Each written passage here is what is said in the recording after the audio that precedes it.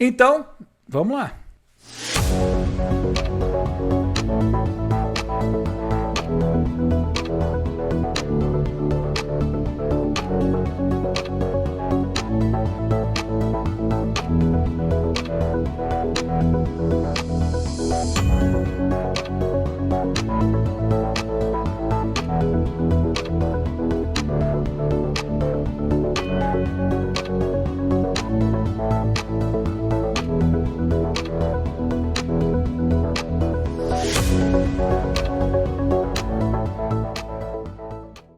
Sim, é a hora do nosso quiz time. A diferença entre o quiz time e o Trivia Night é basicamente o seguinte. O quiz time são perguntas sem alternativas, tá? Sem aquele múltipla escolha. E o Trivia Night, eu apresento uma série de escolhas para vocês. Mas o conceito é basicamente o mesmo. Eu escolho assuntos, escolho perguntas que vão gerar uma reflexão, uma atenção a um determinado assunto. Hoje eu vou estar fazendo 3 perguntas. Vou começar com 3 perguntas aqui do sul da Flórida e depois serão 3 perguntas Disney. Não se frustrem com a história de não acertei, eu estou errando e tal. E a ideia é que vocês façam os comentários. Nos comentários, seja do Facebook, seja do YouTube, você passe o seu comentário. Não são assuntos tão difíceis hoje, eu acho. Vamos começar com a primeira pergunta. Todos estão prontos? A região conhecida como sul da Flórida compreende 3 condados: Miami-Dade, Broward e Palm Beach. Pensando na região, agora na região como um todo, quais seriam as 3 maiores cidades do sul da Flórida?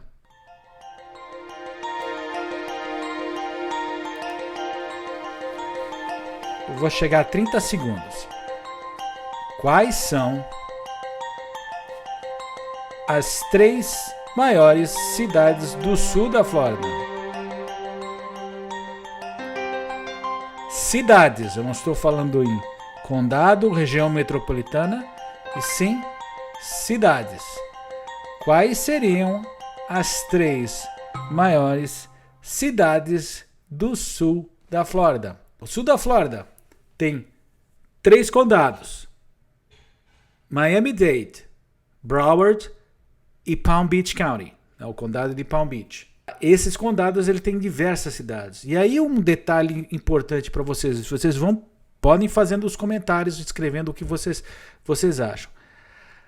Às vezes você imagina que o que é uma cidade é na verdade uma região metropolitana. As cidades tendem a ser bem menor aqui, os limites. E eu estou perguntando exatamente cidade, tá? Cidade. Vou dar um exemplo. Eu moro na cidade de Aventura, que não é a cidade de Miami. Está na região metropolitana de Miami? Está. É do condado de Miami-Dade? Sim. Mas ela é uma cidade independente com a sua administração independente. E essa pergunta é exatamente quais são essas unidades separadas, tá? O Paulo Andreoli falou Miami, Fort Lauderdale e Palm Beach. Você, na verdade, acertou mais do que errou. Acertou 2 e errou uma, tá? Que tá aí. O Luiz Alberto falou Miami, Orlando e Tampa. Orlando e Tampa não estão no sul da Flórida. A Marta tá falando Miami, Fort Lauderdale e Homestead. Não, mas na verdade você acertou 2 também aí, que depois eu vou dar detalhe certo, tá? Acertou. Bárbara Martins falou Miami, vírgula. Miami está certo, tá? Mas eu não dei a ordem ainda. O Renato Posca tá falando Miami, Fort Lauderdale e Pompano Beach. Você acertou 2, tá? Não falei a ordem ainda e vou falar daqui a pouco, tá? O Rômulo Maia tá falando Fort Lauderdale, West Palm Beach e Boca Raton. Na verdade, acertou uma, tá? Raquel de Souza Baltazar tá falando Miami, Fort Lauderdale e Boca Raton. Acertou 2. Márcio falou Miami, Fort Lauderdale e Naples. Na verdade, Naples tá errado, tá? Naples não é sul da Flórida, apesar de... É engraçado, e eu vou mostrar isso, tá, agora. Naples fica ao sul da Flórida? Fica, mas não é na região sul da Flórida. O sul da Flórida é exatamente, devia ser melhor chamado de sudeste da Flórida, tá? Naples está em sudoeste, que é uma cidade fantástica também, muito legal, completamente diferente daqui, tá? É um show e tá uma hora e meia daqui, rapidinho. Tá aqui a área que seria o sul da Flórida, tá? Condado de Miami-Dade, condado de Broward, subindo aqui de baixo para cima. Miami, daí ali onde tem Hollywood, né? Ali começa já o condado de Broward, que vai até a altura de Pompano Beach. Depois de Pompano Beach para cima, de Boca Raton, Del Rey, Boynton Beach, West Palm, isso é tudo condado de Palm Beach. Vou dar as 3 maiores cidades. A terceira mais populosa cidade do sul da Flórida é Fort Lauderdale. E que eu não sei se fica claro aqui para vocês, mas Fort Lauderdale, ela fica basicamente, o que é Fort Lauderdale? A cidade de Fort Lauderdale, ela fica um pouco mais acima do aeroporto de Fort Lauderdale, e ela tem assim uma concentração naquela parte dos canais e do centro de Fort Lauderdale, incorpora uma parte do aeroporto executivo que fica lá em cima e tal. Mas essa é a terceira maior cidade, e Fort Lauderdale tem 170 mil habitantes, e é a terceira maior cidade do sul da Flórida. A segunda maior chama-se Hialeah, fica aqui no lado oeste de Miami, tá? E é uma cidade que tem 230 mil habitantes. Hialeah é uma cidade praticamente dormitório, tá? Ela tem uma densidade de gente bastante, extremamente latina, tem todo um vibe bem latino, e é mais assim residencial. E qual é a maior cidade? A maior, claro, é Miami, tá? E eu gostaria de destacar aí o que Miami Miami, mas qual é o limite da cidade de Miami? Pense o seguinte, Coconut Grove é dentro da cidade de Miami, Coral Gables não é mais uma cidade de Miami, Coral Gables é uma cidade separada. É mais a área de Coconut Grove e a área central e de Midtown, Wynwood, ali até Miami Shores. Mas toda a parte de praia já é uma outra cidade, que é Miami Beach. E Miami tem 400, essa parte central, essa parte da cidade tem 400 mil habitantes. E seriam essas. A maior cidade é Miami, segundo lugar, Hialeah, terceiro lugar, é Fort Lauderdale. Vamos continuar o nosso quiz? Qual o nome da hidrovia com 4.800 quilômetros, uma hidrovia, tá? Água, 4.800 quilômetros, que compreende a quase totalidade da costa leste americana e parte do Golfo do México, composta por segmentos que são construídos e outros segmentos que não são litorais. Qual seria o nome dessa hidrovia? Ela passa aqui do meu lado. Deixa eu pôr.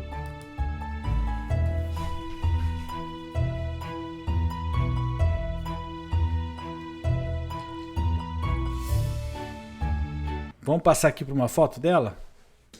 Tá aqui. Essa foto é minha, essa foto eu fiz com drone. O sistema todo se chama Intracoastal. E na verdade, não é inter, né? É intra. Mas a gente aqui fala um montão de intercoastal também, tá? É intracoastal porque ela é dentro, tá? Ela é dentro da costa, ela não é fora da costa. E na verdade é todo um esforço que existiu já desde o século retrasado, tá? Que era de criar um sistema de hidrovias que ligassem pontos diversos dos Estados Unidos. E aqui na costa leste, a parte que é o que chamam da Atlantic Intracoastal Waterway, ela vai aqui da Bahia, da North Bay, aqui da Biscayne Bay, tá? Com canais que são artificiais, tá? E que você vai navegando internamente por canais desse, tá vendo? Eles são canais protegidos nessa parte interna, tá? E isso foi extremamente útil e importante durante a Segunda Guerra Mundial. A Intracoastal garantiu o abastecimento de muita coisa nos Estados Unidos, principalmente na costa leste, porque apesar de existirem navios submarinos alemães que podiam estar na costa americana, eles não podiam entrar na parte da Intracoastal, tá? Nesses canais. Então, toda a parte de transporte de cabotagem de mercadorias foi feito pela Intracoastal. E a Intracoastal ela vai basicamente aqui, então, como eu falei, aqui de Miami, e ela vai por canais artificiais, vai até vários pontos, até quase na altura de Virgínia, tá? E depois ela entra numa parte que é mais natural até Boston. Ok, vamos para a terceira pergunta. Existe um hotel em Coral Gables que vale a pena visitar. Eu sou um grande fã. É antigo, é suntuoso e dizem que é até assombrado. Qual seria o nome desse hotel?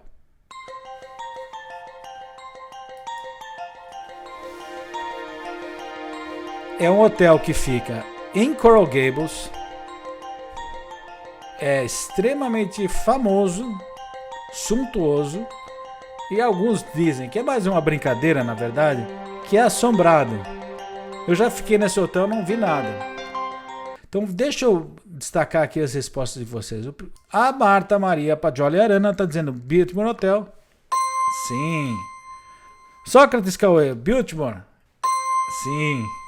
Rosa Helena Gonçalves falando que é o Biltmore Hotel, exatamente. Opa, tá falhando aqui meu. É o Biltmore, tá? O Biltmore fica em Coral Gables, ele foi inaugurado, construído e inaugurado em 1926. Ele tem uma área maravilhosa, inclusive ele tem uma piscina que eu estou destacando aqui, que é fantástica, maravilhosa. Ele tem uma parte de golfe lindíssimo, jardins fantásticos. E a parte interna dele também é muito bonita. Vale passear, vale conhecer. O Biltmore, ele ficou famoso, muita gente destaca uma coisa que é um detalhe histórico, mas que quem ficava aqui era o Al Capone. Adorava. Tinha uma suíte especial que ele ficava sempre. Daí tem gente que fala que é mal assombrado, que tem fantasma inclusive do Al Capone lá. Não é bem assim. Já fiquei lá, eu tive uma vez uma convenção, na época eu trabalhava na Monsanto. Tinha uma convenção na Monsanto, fiquei lá, é uma delícia, o hotel é extremamente charmoso, serviço de restaurante fantástico, ele tem acho que The Palms, que é o restaurante que fica embaixo, se eu não me engano, por muitos anos foi um dos melhores de Miami, ele deu uma caidinha e tal, na verdade mudança de equipe, mas é sempre um hotel com um padrão de serviço fantástico, é muito especial, você pode visitar? Pode visitar, e vale a pena visitar, recomendo para todo mundo, vai inclusive se for só para tomar um café lá. Vamos então para a quarta pergunta? Qual o nome da dupla de compositores que eram muito próximos ao Walt Disney, que foram responsáveis por várias canções dos parques e por músicas de filmes como Mary Poppins? Qual era o nome da dupla de compositores muito próximos ao Walt Disney que foram responsáveis por várias canções dos parques e por músicas de filmes como Mary Poppins? Essa não é tão difícil, pessoal. Mas não faz mal não saber. Eu fico feliz porque eu posso dar um destaque para vocês importante. Eu já vou mostrar aqui pela Robert e Richard Sherman. Exatamente. E tá aqui eles, os Sherman Brothers. O Robert, que é esse que aparece mais à esquerda, e o Richard, tá? O Robert faleceu em 2012. O Richard, atualmente com 92 anos, é vivo, mora em Los Angeles. O Walt Disney, no final do expediente deles, todo dia passava no escritório deles e pedia para eles tocarem uma música. Para quem assistiu aquele filme Saving Mr. Banks, que é o filme sobre a história de conseguir o roteiro de Mary Poppins, né? Os dois irmãos estão retratados lá, eles são parte do filme, são personagens, são os compositores que estão lá, e eles são os compositores de filmes, de trilhas de canções de filmes Disney famosos, tá? E eu destaco quais são os que... Summer Magic, na verdade, é um filme, não era animação, mas era um filme um live action, que é importante pra gente, porque ele faz parte da história... Da trilha sonora do loop de músicas do Main Street, da Main Street USA. Summer Magic é, na verdade, um filme que inspirou muita coisa e inspirou principalmente o storytelling, a história por trás da Main Street USA. Eles ganharam o Oscar com as canções de Mary Poppins, ganharam com Tim Timberry, e para mim é uma obra-prima de composição, de filme e tudo. É o meu filme favorito Disney. Também foram responsáveis por todas as músicas do Jungle Book menos Bare Necessities. Também foram responsáveis por praticamente quase todas as músicas dos Aristocatas, e foram vários filmes, As Aventuras do Winnie the Pooh, foram extremamente famosos isso. Foram responsáveis pela música, pela It's a Small World, por todas as músicas do Tiki Room, tá? Pelas duas músicas do Carrossel do Progresso, There's a Great Big Beautiful Tomorrow, que é atualmente, que foi a primeira e depois ela voltou, mas é que entre metade dos anos 70 e até boa parte até os anos 90, houve uma outra música que era deles, chamava The Best Time of Our Life, que por sinal foi a música com que eu conheci o Carrossel do Progresso. Eles também foram os compositores de One Little Spark, que é a música do Journey into Imagination, e Making Memories, que era uma outra coisa que tinha, uma música que tinha no pavilhão da imaginação, num filme que fazia sobre a Kodak, que era linda também, a música é fantástica. Com a melodia dos irmãos Sherman, você nunca vai esquecer. E o destaque que eu estou querendo trazer aqui para vocês, o importante é por conta de uma coisa. Agora com o Disney Plus no Brasil, não deixem de assistir um documentário chamado The Boys. The Boys, que é a história dos irmãos Sherman. Esse documentário, eu não quero trazer nenhum spoiler, não quero atrapalhar, mas é um dos meus documentários favoritos Disney, tá? Favoritos, eu assisti várias vezes. Ele é muito legal, muito interessante, é emocionante. Ele foi feito pelos filhos dos irmãos, tá? E vale a pena assistir. Como eu falei para vocês, o Robert, o mais velho, já não é mais vivo, faleceu em 2012. O Richard é muito amigo do Lou Mongello, tá? E o Lou estava comentando esses dias que está preocupado. O Richard está com 92 anos, tá? Vamos então agora para a quinta pergunta do nosso Quiz Night, que é a segunda sobre Disney. Quando você chega no Transportation and Ticket Center da Disney World, existem diferentes meios de acessar o Magic Kingdom. Você pode pegar o monorail, sim. Você pode pegar o bus, tem um ônibus, né? Tem ônibus que ficam ali do lago, logo do lado da entrada dos monorails, tem a opção de você pegar ônibus. Não é sempre que tem, mas tem, sim. Ultimamente tem tido bastante, até para dispersar a quantidade de pessoas que estão vindo, tá? Ou você pode ir nos ferry boats, que são, na verdade, o meu meio preferido de chegar ao Magic Kingdom. Eu adoro fazer aquela travessia do Seven Seas Lagoons com o ferry boat. Gosto de chegar pelo ferry boat, não gosto de ir embora pelo ferry boat, é gozado. A pergunta é a seguinte: quantos barcos fazem parte da frota de ferry boats e quais os nomes deles? A Raquel está dizendo que são 2? Não. Jarlan está dizendo que são 3, salvo engano? Sim. Não são 6, Helena. Estou falando de ferry boats, tá? Da quantidade de ferries. Tá aqui, eu vou mostrar um deles aqui já. E eu gosto da história dos ferry boats, porque ela nos traz um pouco, tem detalhes importantes e alguma coisa a gente começa a ver o quanto se estica, né, em termos de história e de presença certas coisas nos parques. E às vezes a gente entra e não dá muita bola. Quando a Disney foi inaugurada em outubro de 1971, naquela época eram 2 do Transportation Ticket Center para Magic Kingdom. Eram diferentes desse que você está vendo. Eram, na verdade, máquinas com motor a vapor, e a gente chamava de era do tipo que eles chamavam Osceola Class Sidewheeler, tá? Eram barcos que tinham aquelas pás ao redor, tá? E um exemplo aqui, ó, eles eram, na verdade, originalmente assim. E esses Sidewheelers, eles não aguentaram um ano, tá? Eles, como era uma máquina a vapor, eles davam muita manutenção e eram muito lentos. E os dois, um se chamava Port of Call e o outro se chamava Southern Seas. Eles, com menos de um ano, foram aposentados. Mas tem uma história paralela, e aí tem o Lou Mongello, que me ajudou hoje. Hoje de manhã, eu me lembrei que, eu disse assim, eles aposentaram os dois Sidewheelers, esses dois barcos, em 1972, mas eu sabia que eles tinham usado eles em uma outra coisa, que era um cruzeiro noturno pelo Seven Seas Lagoons, que eu não me lembrava o nome. Eu mandei uma mensagem pro Lu, e o Lu acabou me respondendo um pouco antes de entrar a live aqui, me respondeu e me mandou duas coisas fantásticas sobre esses cruzeiros. Então, os dois barcos, tanto o Port of Call como o Southern Seas, eles foram transformados em barcos de entretenimento que faziam cruzeiros noturnos no Seven Seas Lagoons e no Bay Lake. Olha só o que o Lu me arranjou.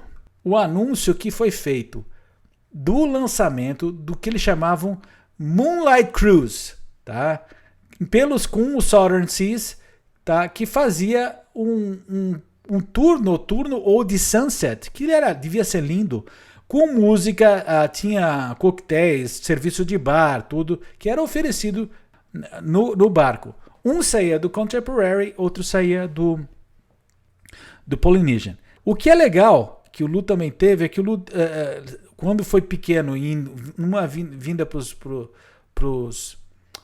os parques, ele pegou um anúncio, um cupom que vinha no quarto do Contemporary Resort sobre os cruzeiros, tá? Que era o Sunset and Moonlight Cruises. E aqui ele me passou uma cópia desse folderzinho, desse promo. E em 1972, então, eles decidiram aposentar os Sidewheelers, né? Os barcos a vapor, e construíram dois ferries grandes em Tampa.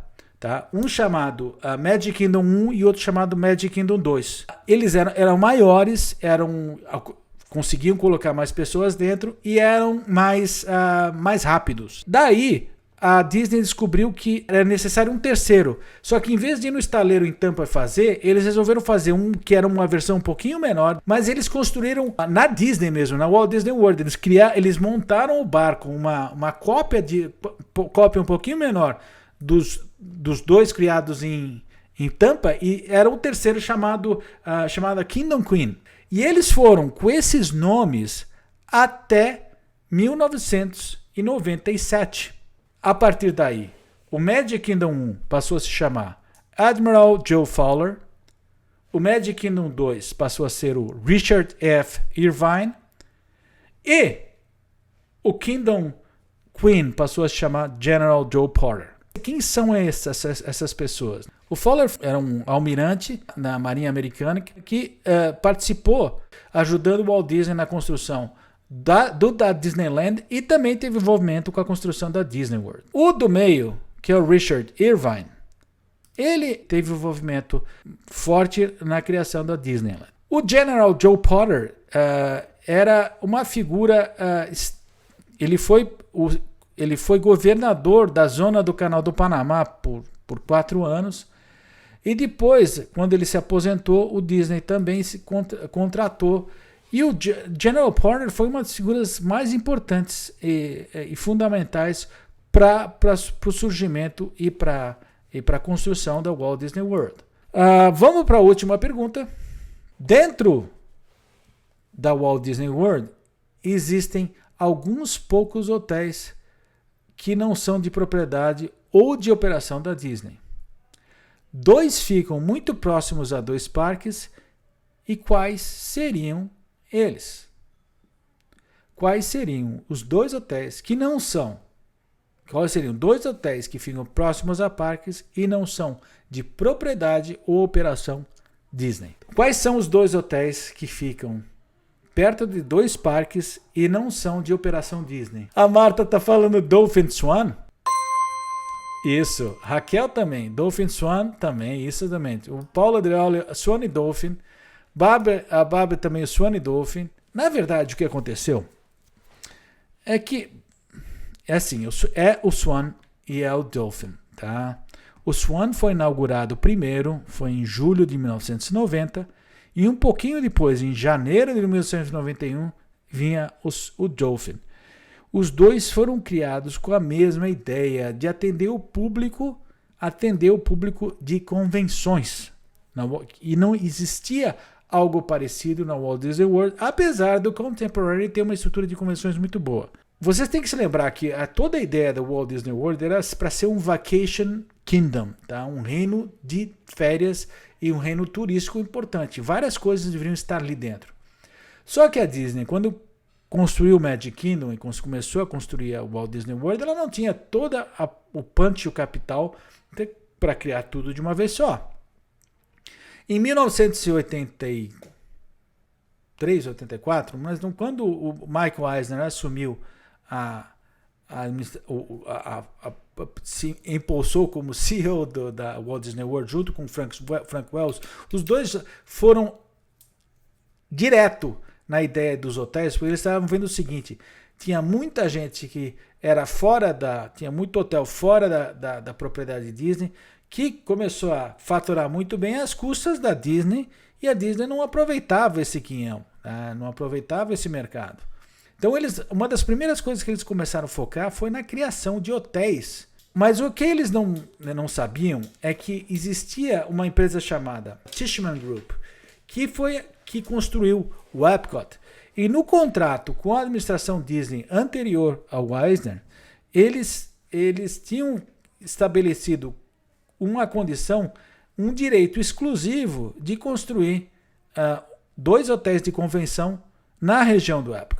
O Eisner e o Wells tiveram até uma certa briga que tiveram com eles no começo, mas daí chegaram ao acordo para construir os 2 hotéis.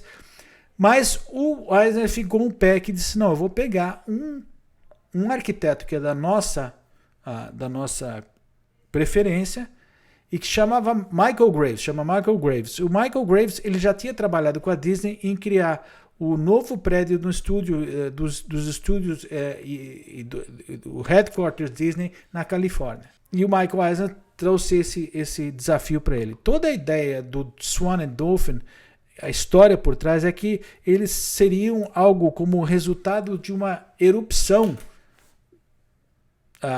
no mar, no meio do mar, e que surgiu uma ilha com suas fontes, com suas palmeiras, com seus cisnes e com seus golfinhos. Existe uma lenda até que é meio errada, mas que eu já vi inclusive sendo promovida por cast member, que dizia o seguinte: não é esse quadrado negro que fica nos 2 prédios, se não é verdade áreas que seriam reservadas para ser demolidas depois e para que o monorail passasse no meio. Nada disso.